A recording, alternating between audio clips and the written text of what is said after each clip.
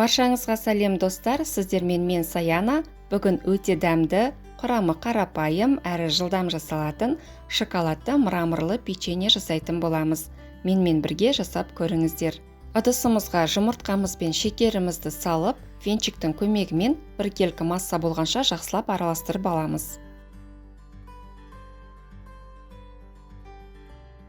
Жұмыртқалы массамызға тұзымызды және сұйық майымызды қосып, оны да араластырамыз.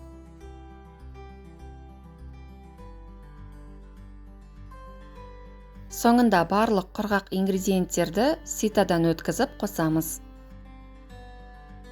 Лопатканың немесе қасықтың көмегімен барлығын араластырып, біркелкі қамыр жасайтын боламыз.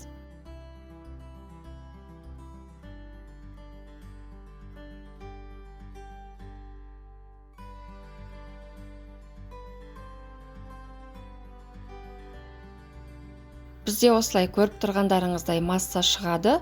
Енді осы массамыздың бетін жауып, 1 сағатқа мұздатқышқа қойып қоямыз.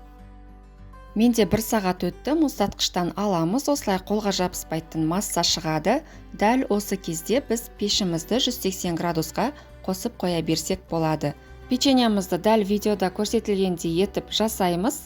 Қамырымызды шай қасықтың көмегімен алып, қолымызбен дөңгелетіп, қантты крахмалды массамызға салып аунатып, алдын ала дайындап алған пергамент қағазы төселген формамызға қойып шығамыз.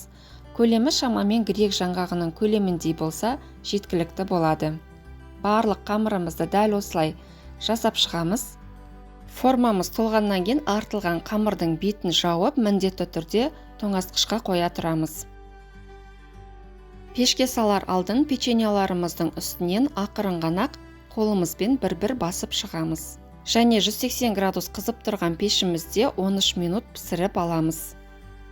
Міне біздің печеньяларымыз осымен пісіп шықты. Беті осылай жарылған тәріздес болып тұрады. Мраморлы, шоколадты, өте дәмді печенье. 13 минуттан артық ұстамаңыздар, печеньяларыңыз қатып қалуы мүмкін. Дәл осы рецептпен жасап көріңіздер, сіздерге де ұнайды деген сенімдемін. Каналыма тіркеліп лайк басуды ұмытпаңыздар. Астарыңыз дәмді болсын.